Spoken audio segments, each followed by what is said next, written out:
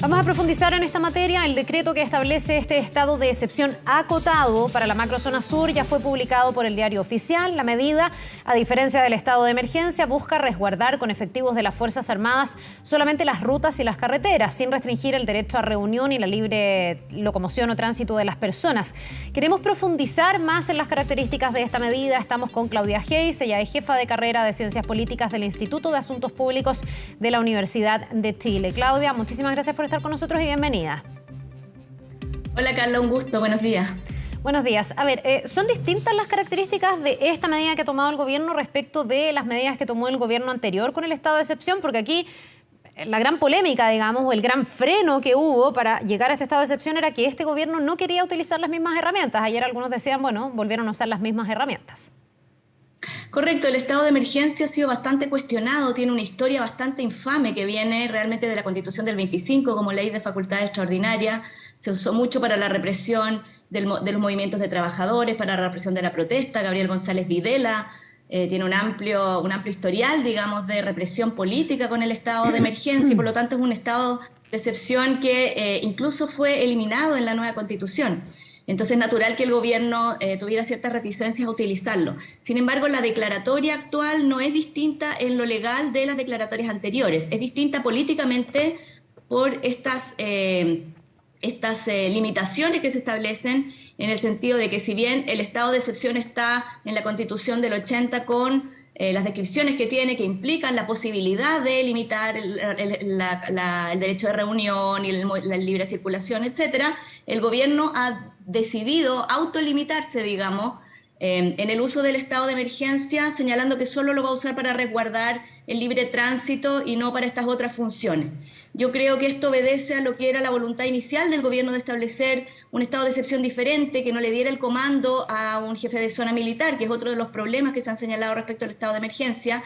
Entonces, dentro de este rechazo, podríamos decir, general del estado de emergencia, en rigor, la declaratoria de estado de emergencia es el mismo estado de emergencia que se usó en el gobierno de Piñera. Claro, y en rigor los militares aquí están facultados con las mismas atribuciones, ¿no? Lo que pasa es que el gobierno hace este llamado, me imagino, y ahí no sé si queda a criterio de los militares o ellos necesariamente tienen que atender ese llamado y solo estar en rutas y carreteras. Y lo pregunto porque ahí muchas personas han planteado la duda. Bueno, si se quema una casa, si hay un atentado terrorista, un hotel, como lo vimos hace poquito, ¿ahí no van a intervenir los militares o tienen las facultades para intervenir? ¿Hasta qué punto esto es tan acotado o no?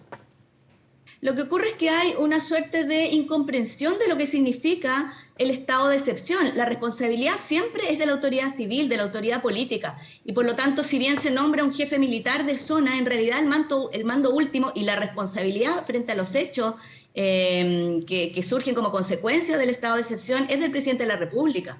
Y por lo tanto es el presidente siempre el que tiene que autorizar las medidas. Así es que yo diría que si el presidente ha determinado que el estado de excepción va a ser acotado al resguardo de las rutas, no puede un jefe militar tomar una decisión de manera autónoma. Siempre existe en el sistema democrático la subordinación al poder civil democráticamente electo y en ese sentido, como es el poder político el que tiene la responsabilidad, es también el que tiene finalmente la última palabra en esto y yo diría que en ese sentido sí se autorrestringe el marco de acción de las Fuerzas Armadas en el uso de este estado de emergencia. Ya, algunos aplauden eso y dicen que en el fondo lo dice el gobierno, es una forma de cautelar que se respeten los derechos humanos. Ayer ellos ponían esa ecuación, otros, sobre todo desde la oposición, no han visto con buenos ojos esto. Dicen que al final es un estado de excepción con letra chica y que al final se restringe a los militares de poder ejercer su rol a plenitud cuando solo se determina que sean rutas y en carreteras, cuando, insisto, y lo decía recién, ha habido otro tipo de atentados que no son en rutas o en carreteras. ¿Qué piensas tú de eso, Claudia? O sea, yo pienso que lo importante es que haya una vinculación directa entre las autoridades encargadas de la seguridad pública, que son las autoridades de gobierno, y el general a cargo, que es en el fondo un emisario de la autoridad de gobierno. Y si ocurre alguna situación así y se necesita la intervención de la fuerza militar, tendrá que ser la autoridad civil la que la autorice. Yo creo que aquí el tema es quién autoriza la intervención, porque finalmente es la autoridad civil la que va a tener la responsabilidad y no las Fuerzas Armadas. Yo creo que tenemos también una tradición de mal entender el estado de emergencia y los estados de excepción en general, como que las autoridades políticas se desentienden de la responsabilidad y dicen, no, esto está demasiado terrible que se hagan cargo los militares y después les tratan de echar la culpa a los militares. Esto lo vimos en el gobierno anterior frente a algunas situaciones que ocurrieron en el estallido social, cuando un ministro trató de decir que él no era responsable porque habían sido los carabineros los que habían tomado la decisión. La responsabilidad siempre es de la autoridad política, y es por eso que la autoridad política tiene que tomar la decisión y no las Fuerzas Armadas. Y yo creo que las Fuerzas Armadas, a partir de la experiencia traumática de la dictadura militar, lo tienen muy claro, y es por eso que hemos visto, por ejemplo, que en realidad las situaciones de violación de derechos humanos en democracia han sido mucho menos responsabilidad de las Fuerzas Armadas que de Carabineros, porque las Fuerzas Armadas son muy conscientes de lo que significa, en el fondo, asumir las responsabilidades de acciones no autorizadas por el poder político. ¿Y por qué en este contexto, donde tú hablas de cómo han funcionado más o menos las Fuerzas Armadas desde el retorno a la democracia, entendiendo el trauma de la dictadura y todo lo que dejó, ¿por qué se desconfía todavía por parte de algunos sectores del rol que juegan los militares? Tú recién hacías alusión a formas abusivas, a lo mejor en los que se había aplicado este estado de excepción constitucional, y además aludías ahí a que en el borrador de la nueva Constitución no queda establecido este mecanismo, digamos. Pero hay otros que se preguntan y dicen, bueno, cuando se llega a una situación como la que está viviendo la Araucanía, como están viviendo algunos sectores del Biobío, ¿no deben ser los militares los que contribuyan en este sentido, respetando protocolos, respetando los derechos humanos, etcétera? Si no es ese, ¿cuál es el mecanismo? ¿No hay ahí una revalorización en democracia de lo que significa este estado de excepción? ¿O tú crees que es correcto suprimirlo?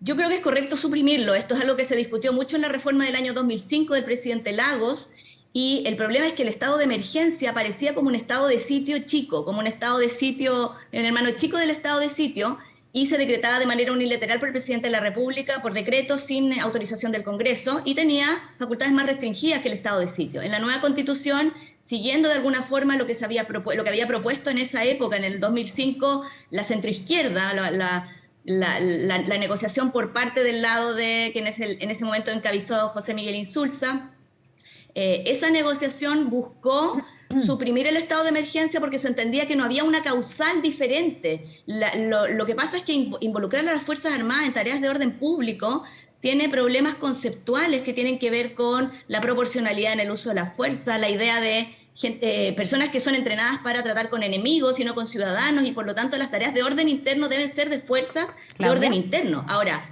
si nuestras fuerzas de orden interno no están siendo efectivas en estas tareas, lo que tenemos que hacer es reformar las policías. Yo creo que aquí el problema que tenemos es que no tenemos suficiente inteligencia, suficiente capacidad para el control del orden interno, con fuerzas diseñadas para el orden interno. Claro, lo que pasa es que las Fuerzas Armadas son fuerzas entrenadas para la guerra, y ahí tenemos otro estado. Nosotros tenemos 4 estados de excepción en la Constitución del 80, que son uno para la guerra externa, uno para las calamidades públicas y el estado de sitio para conmoción interior. Esos 3 se mantienen en la nueva Constitución. Lo que se elimina es este estado de emergencia, que era una especie de sitio chico, como decía, donde quedaba a discreción simplemente el uso del estado de emergencia. Claro, lo que pasa es que también me imagino que la situación que se vive en la Araucanía, en el Biobío, en la macrozona, la llamada macrozona sur, escapa un poco a la normalidad o a los supuestos que están en el planteamiento que tú pones sobre la mesa, en el sentido de decir, bueno, que sean las policías, porque los militares están formados para luchar contra un enemigo, tienen un poder de fuego súper alto.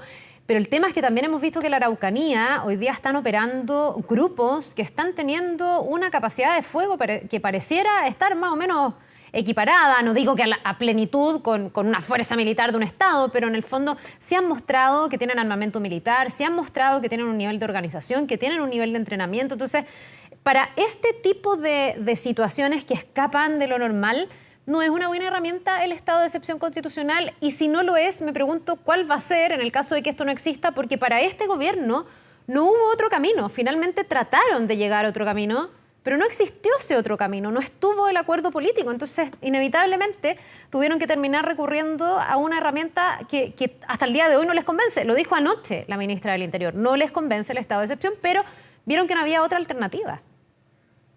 Yo estoy de acuerdo, y estamos hablando de situaciones de excepción. Yo creo que a mí me parece que era justificado el uso de las Fuerzas Armadas en el resguardo, combinado con las otras medidas que se anunciaron. No es una militarización del tema mapuche, sino que realmente hay una amenaza al Estado. Realmente lo que hemos estado viendo son personas fuertemente armadas, vinculadas con el crimen organizado. Sin embargo, yo creo que hay temas conceptuales, temas de diseño político, que uno en vistas de una emergencia y de una crisis no puede diseñar el sistema pensando en una situación donde la gente pide seguridad. Justamente es cuando la gente necesita la protección del Estado, cuando se amenazan las garantías y la seguridad pública. El estado de excepción para situaciones de crisis grave interna que queda en la nueva Constitución, que es el estado de sitio, es decir, si hay una amenaza de guerra interna o algo así, existe el estado de sitio que tiene que ser autorizado por el Congreso.